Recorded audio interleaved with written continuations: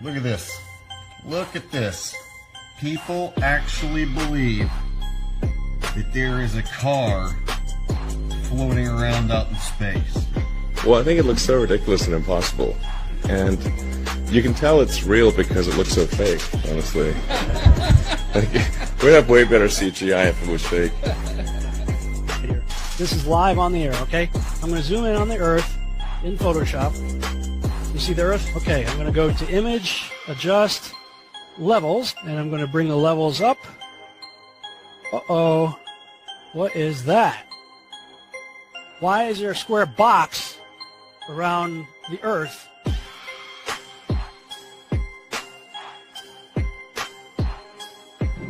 It is Photoshop, but it's has to be. It is Photoshop, but it's has to be. It is the world that has been pulled over your eyes to blind you from the truth. What truth? That you are a slave, Neo. Like everyone else, you were born into bondage. Born into a prison that you cannot smell or taste or touch. A prison for your mind.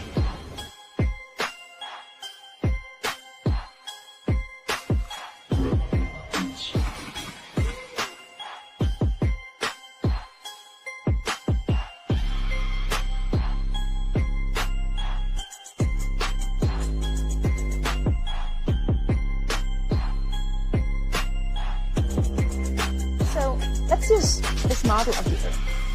And let's enlist the help of a friend, Patsy. You might know her.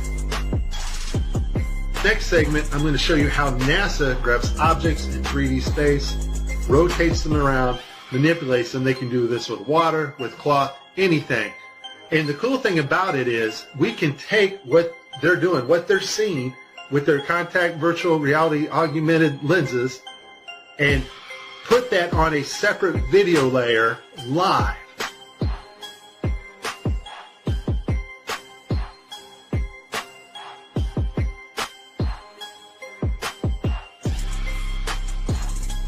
Okay, I have a lot of Tim Peake screw-ups, but this one here, the system glitches, the software does not track his hand properly, and Tim slips his hand underneath his other fingers, which is tightly holding onto the mic, which would be impossible.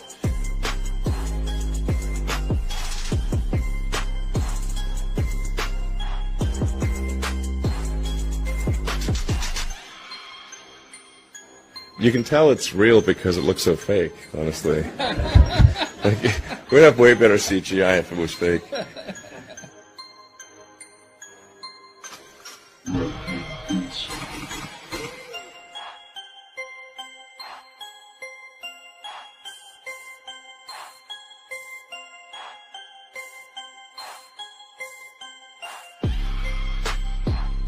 Just another example of NASA faking space. Take a look here at this supposed image of Jupiter. Nothing more than CGI fakery. The supposed auroras. Again, at NASA's official website where it states Hubble captures vivid auroras in Jupiter's atmosphere. Here's the problem. The date of June 30th, 2016. Now take a look at this. Another so-called official image of Jupiter. This one's from back in 2014. You see the problem here? Now let's take a closer look at the supposed two images provided from NASA of Jupiter. All the clouds are in the same exact position. Here's a side-by-side. People can't see what's taking place here with NASA. Nothing more than fakery. I mean, give me a break. This is a complete insult. If you have a brain in your head.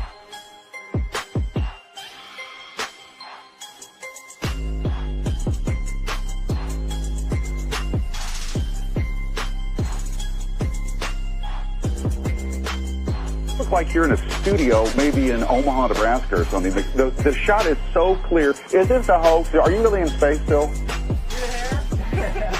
I don't know. We're going to have to do something for you. I want to do it. I know. Oh, yeah, I can do that. Watch this. Is this a hoax? Are you really in space still?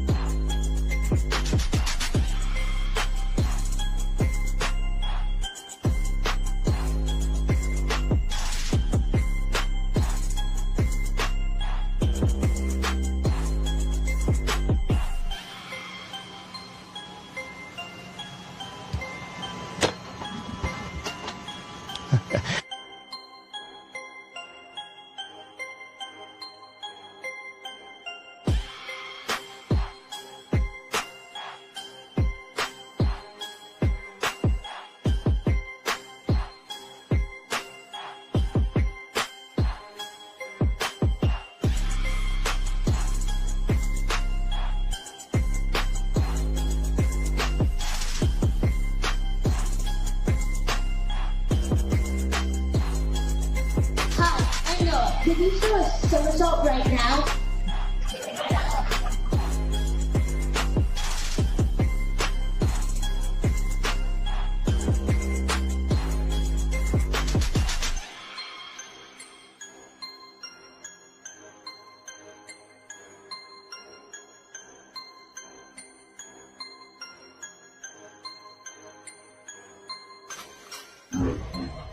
Is this a hoax? Are you really in space still? See the hair? See the hair? And they just start making stuff up. Yeah. Like that Neil Armstrong guy. Have you seen him on the talk shows? Neil Armstrong? You mean the first man to walk on the moon? Talk about a fish story. Yeah. Man, and they're buying it. Oh, yeah.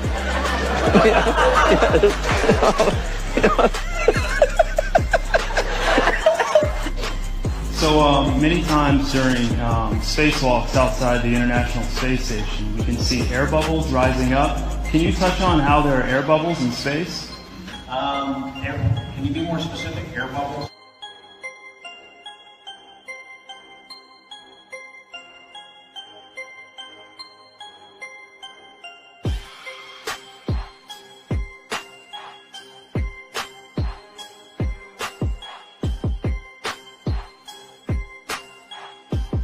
So yeah, like a lot of times during the footage, the NASA footage, you can see bubbles coming up out of the helmets or kind of from underneath you.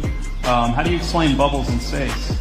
Yeah, I'm not sure exactly what you're talking about. Now, sometimes you get water in the helmet, and it comes either from sweat or from the cooling garments, and that's generally what that is. I've never seen any kind of air bubble anywhere. Could it be that you're filming in an underwater pool and you're not really out there?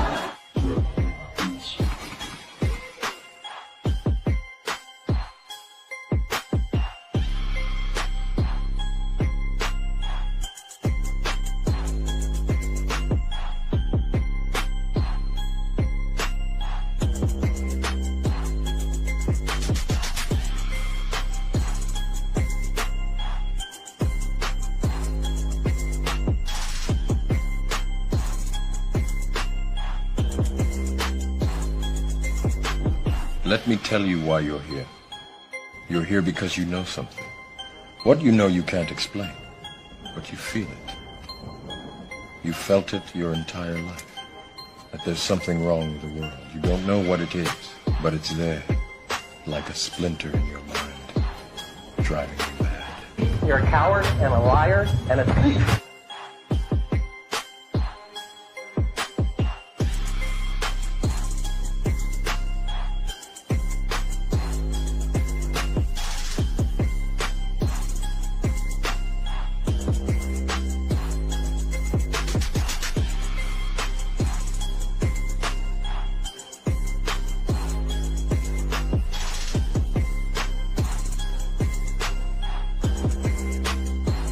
In 1986, the Shuttle Challenger exploded about 74 seconds after takeoff, killing all 7 astronauts inside.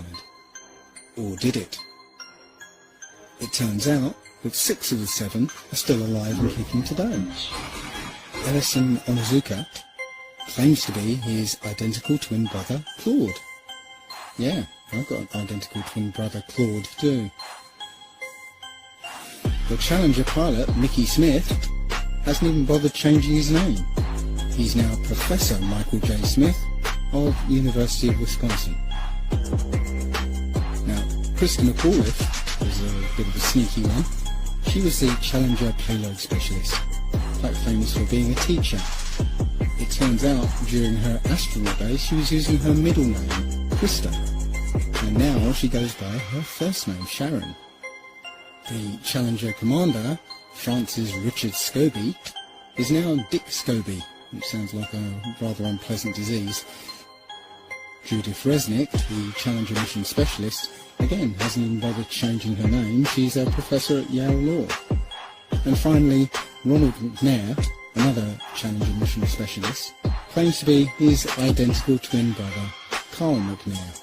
What are the odds? So there I was, just minding my own business, looking at Google Earth, and this big, snow-covered monstrosity is staring me in the face like, why is that covered in snow?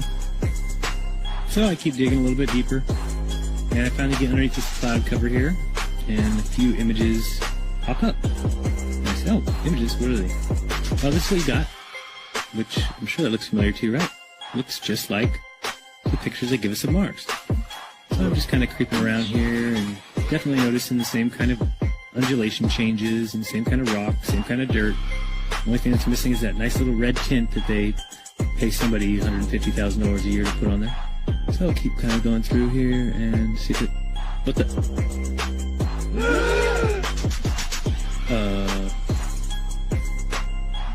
Yeah. So, I got another truck. Oh yeah, it says NASA. What's that say?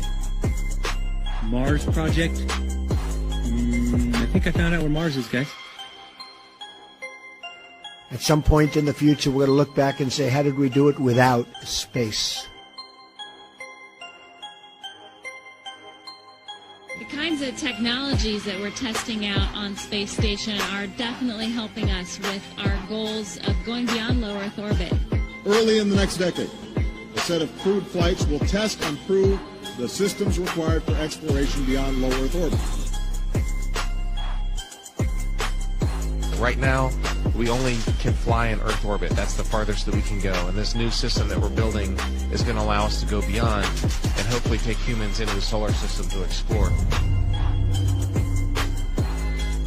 As we get further away from Earth, we'll pass through the Van Allen belt, an area of dangerous radiation.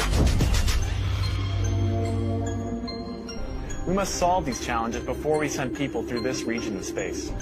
We must solve these challenges before we send people through this region of space. There's a small problem with going to the moon, and inch by inch, NASA is leaking out that they know that there's a problem there.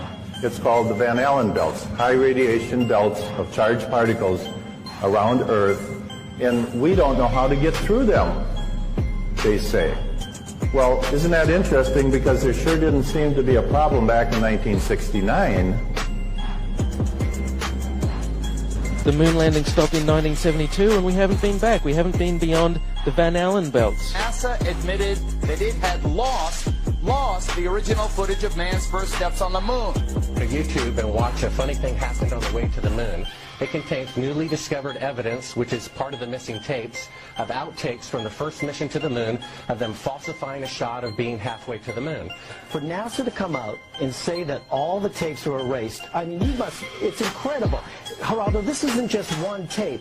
This is rooms of tape labeled Apollo 11 moon landing. Someone had to physically go and erase it. It's very challenging to try to prove we landed on the moon, and it shouldn't be challenging. The tape should be there. There should be plenty of evidence. I mean, it's proof right there. This is an official NASA photo of the first Apollo 11 lunar module landing on the moon. I mean, it's right there. This is proof, man. It's the picture's right there. It's landing on the moon. But the only problem I have with this picture is that it's taken from the moon.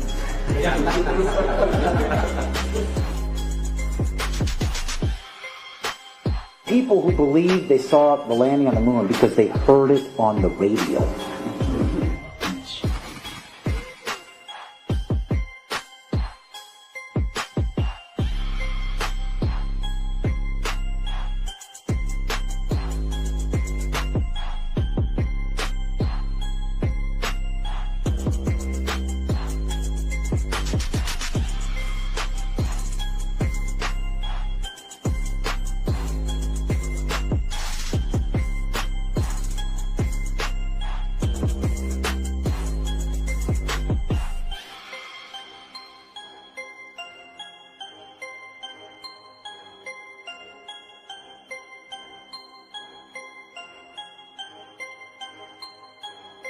Here's a picture of the INSAT actually being deployed from the spacecraft. Did you see it in the background? There was a guy in the background, man. I'm not kidding you. You can't deny that that's someone in the background. There's a guy moving in the background.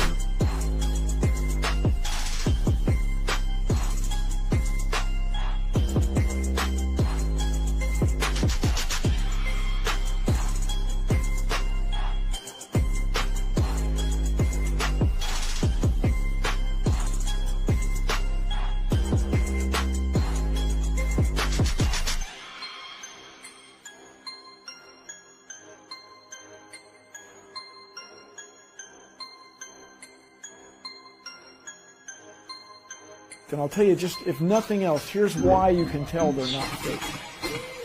Just to create the paperwork, that amount of paperwork would make faking it prohibitively expensive. No one could afford to generate that much documentation. All of that happened in a little town called York, Maine, across the United States from where we're talking to you right now. Across the United States from where we're talking to you right now. My research of the last year has led me to the conclusion that not even low Earth orbit is possible, that the International Space Station is a hoax, and all manned space travel is fake. First though, let's have a look at the International Space Station. I want to talk about some of the anomalies I see there. For the inside of the International Space Station, there are a couple of zero-gravity tricks that they use to fake it. The first is they have a complete mock-up of the International Space Station built on the inside of an airplane. And that airplane does a bunch of rises and falls. It does an upside-down parabolic trajectory, and that simulates zero gravity. The other main way they simulate the zero gravity is with suspension in front of a blue screen. And they use that trick for extended periods of time, for longer than 45-second segments. But they can't move around as much. They can't do the acrobatic flips and rolls in the extended mode. So there's full motion mode where they can fully move around, and that's faked in plane. And then there's suspended or extended mode where they're suspended by wires in front of a blue screen. They don't move around as much, but they can make the scene last for a longer period of time. The extended mode is much quieter than the full motion mode. In full motion mode, you can actually hear the sound of the jet engines, the engines of the airplane. In every single scene of full motion mode, in every segment of the International Space Station, you can hear this loud sound, the sound of jet engines. You could argue that it's the air conditioning system. Not even an office air conditioner is that loud.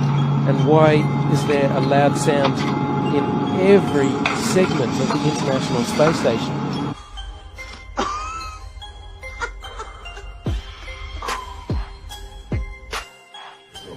Mr. Armstrong, Bart Sibrel, ABC Digital.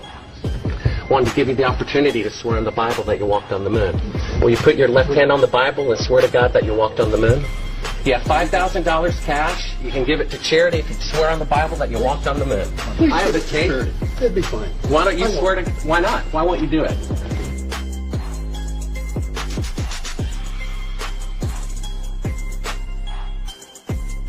The Earth supposedly 23.4 degrees on its axis. And that leaves you, of course, the ecliptic number, again, 66.6 degrees off.